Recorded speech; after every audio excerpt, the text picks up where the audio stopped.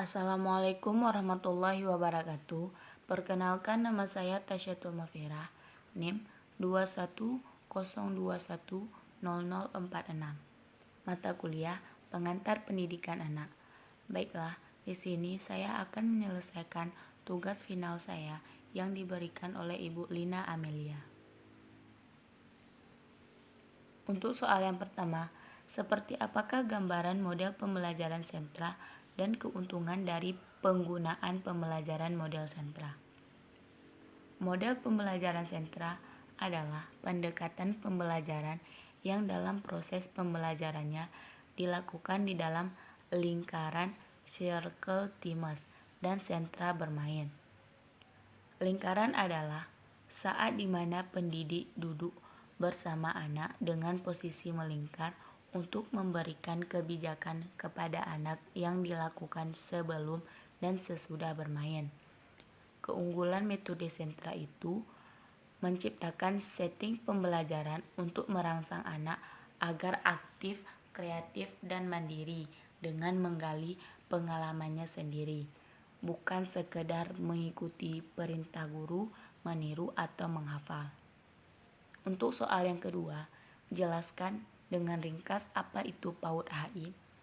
PAUD Holistik Integratif adalah penanganan anak usia dini secara utuh atau menyeluruh yang mencakup layanan gizi dan kesehatan, pendidik dan pengasuhan, dan perlindungan. Untuk mengoptimalkan semua aspek perkembangan anak yang dilakukan secara terpadu, berbagai pemangku kepentingan di tingkat masyarakat, pemerintah daerah, dan pusat.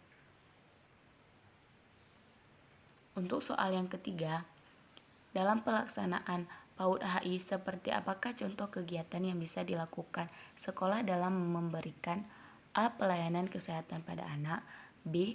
Pelayanan kesejahteraan untuk anak, C. Pelayanan pengasuhan untuk anak. A. Pelayanan kesehatan pada anak memberi fasilitas kepada tenaga medis untuk melakukan deteksi dini tumbuh kembang atau DDTK, stimulasi deteksi intervensi dini tumbuh kembang atau SDIDTK, perbaikan gizi seperti pemberian vitamin A, pemberian imunisasi, pemeriksaan kesehatan mata, telinga, dan mulut anak. B. Pelayanan kesejahteraan untuk anak. Layanan kesejahteraan diartikan bahwa satuan PAUD memperhatikan setiap anak terpenuhi holistik, integratif, kebutuhan dasarnya, yakni kepastian, identitas, kebutuhan fisik, dan kebutuhan rohani. C. Layanan pengasuhan untuk anak. Pengasuhan pada anak PAUD dilakukan bekerja sama dengan orang tua melalui program parenting diisi dengan kegiatan 1. Kelompok pertemuan orang tua seperti penyuluhan, diskusi, simulasi, seminar tentang pertumbuhan dan perkembangan anak, dan pengenalan makanan lokal yang sehat. 2. Konsultasi antara guru dan orang tua berkaitan dengan pertumbuhan dan perkembangan anak. 3. Keterlibatan orang tua di dalam kelas, misalnya membantu menata lingkungan main, membantu media pembelajaran, menjadi model profesi sesuai dengan tema pembelajaran. 4. Keterlibatan orang tua dalam menyediakan program makanan bersama secara bergilir sesuai rekomendasi ahli gizi tentang penyediaan menu makanan dengan pemenuhan gizi seimbang. 5. Keterlibatan orang tua di luar kelas, misalnya menjadi panitia kegiatan lapangan dan menyediakan PMT. Untuk soal yang keempat, seperti apakah pelaksanaan PAUD yang bermutu untuk anak usia dini? 1. PAUD yang berkualitas tercipta dari proses pembelajaran yang baik.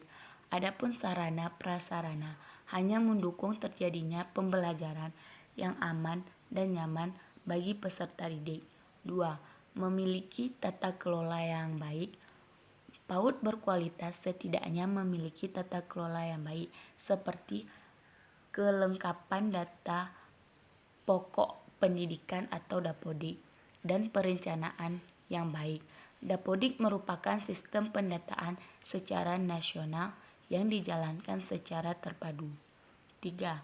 Bermitra dengan orang tua. Direktur PAUD Kemdikbud juga menyebut mitra dengan orang tua menjadi salah satu elemen yang dapat menciptakan PAUD yang berkualitas. 4.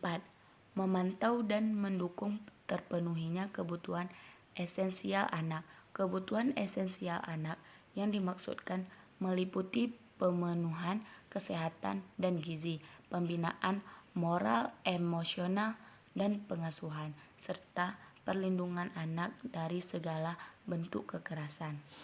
Untuk soal yang kelima, jelaskan tentang maksud pendekatan saintifik dan contoh kegiatan seperti apa. Pembelajaran dengan pendekatan saintifik adalah proses pembelajaran yang dirancang sedemikian rupa agar peserta didik secara aktif mengkonstruk konsep, hukum, atau prinsip melalui tahapan-tahapan mengamati, atau untuk mengidentifikasi atau menemukan masalah, merumuskan masalah, mengajukan dan merumuskan hipotesis. Contoh kegiatannya: 1. Mengamati, 2. Menanya, 3. Mengumpulkan informasi, 4. Menalar atau mengasosiasi, 5. Mengomunikasikan. Terima kasih. Hanya sekian penjelasan dari saya. Jika ada kata saya yang salah, mohon maaf. Assalamualaikum warahmatullahi wabarakatuh.